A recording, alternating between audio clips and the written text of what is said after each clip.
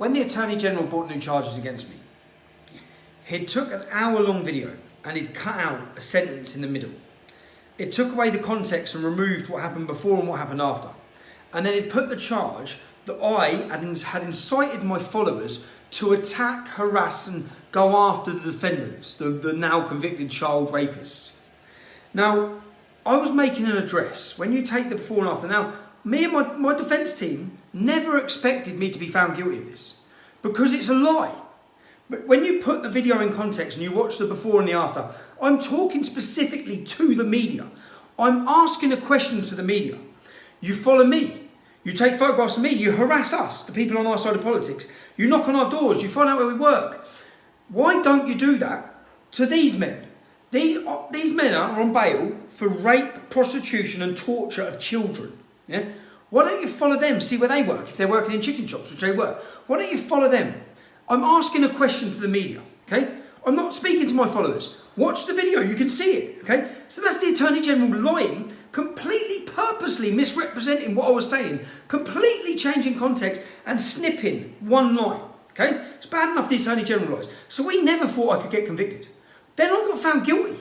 That means the judges, the two most senior judges in this country, completely ignored the evidence. We played the video that showed me talking to the media. I say, what are you going to put photos up and slander people and lie about people? I'm addressing the fake news media. Then the judge, in her summing up, has taken one line where she said, you have incited vigilantism by your followers to attack these men. It's just a lie. That's nowhere in the video. I'm talking to the media. So what have you got? You've got the most senior, you've got the Attorney General in the government, the most senior judge of the Queen's Bench, who are lying in court.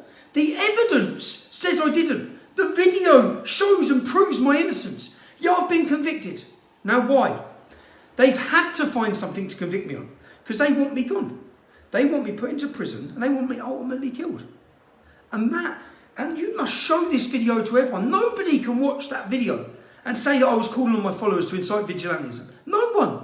It's just not there. I'm specifically speaking to the media. Please share this everywhere so everyone understands the level of corruption in this country.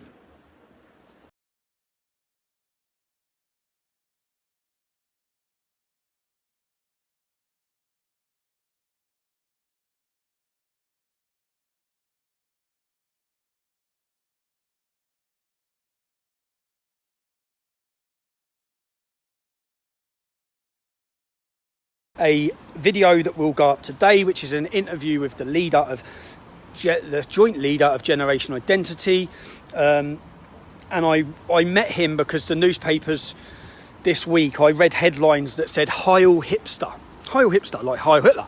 So I thought, who's this man? And then one of them said, meet the new chilling face of fascism. I've seen all these sort of headlines about myself, so I thought I'd bypass the prostitutes, the bullshit media. I'd sit down with the man himself and ask him some hard questions or some frank questions about what his views are on race, on religion, etc, etc. So I sat down and spoke to him, and that interview will go live. Yes, that interview will go up today.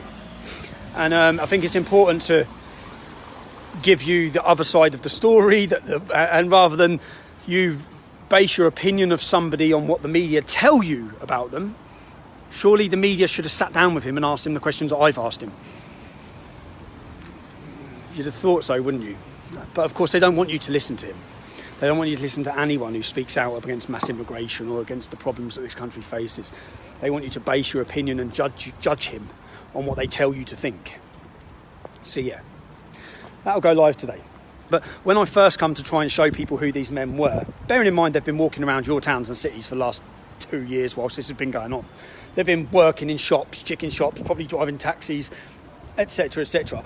I thought people should know their faces and their identities. And when I went last time, you can see the footage, you go online, watch it. They turned up with balaclavas, they tried to get physical, and they all hid their identities. But because they've been relaxed, do you know why they're relaxed? Because look, there's no media here.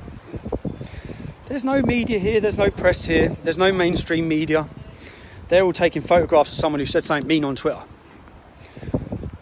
They're not here to They're not here to find who these people are. They haven't followed these people. You know this lad who runs Generation Identity? I found out that the media had been harassing his family. Yeah? You want to harass someone's family? You see that man who was getting aggressive as he walked into court? The man who faces charges of child abduction, rape, prostitution. Harass him. Find him. Go knock on his door. Follow him. See where he works. See what he's doing. You want to stick pictures online and call people and slander people? How about you do it about them? Instead of do it about someone speaking about them. Who knocks? That's what I said as well. Like, he doesn't even live with his parents. The young leader, he's 23 years old, doesn't even live with his parents. And do you know why I get quite frustrated about it? Because I know all the same things have happened to me. So I know what he's facing. Hello, mate. Hand, I agree with the stuff you say. I watch your stuff and that. Oh, thanks, man. Amazing, mate. Thank you very much. Cheers, man. Thank you. So yeah, I get quite angry, because I just think his family are innocent, and they plastered the family's names all online. Why would you do that? They do that so that it causes. It's all disruption tactics. It's disruption tactics, and it's to disrupt your life and cause you maximum problems. So, for example, in the early years of my activism, I had my mum sitting down crying, begging me to stop. As I'm sure that young lad who I interviewed just yesterday or the day before, I'm sure his family have done the same now. And that's what they want them to do, which is why they've done it, which is why they highlight who they are, which is why they highlight where he worked, because he just lost his job. All of these things play a major part. It's all part of the operation from the far left to silence and stop people.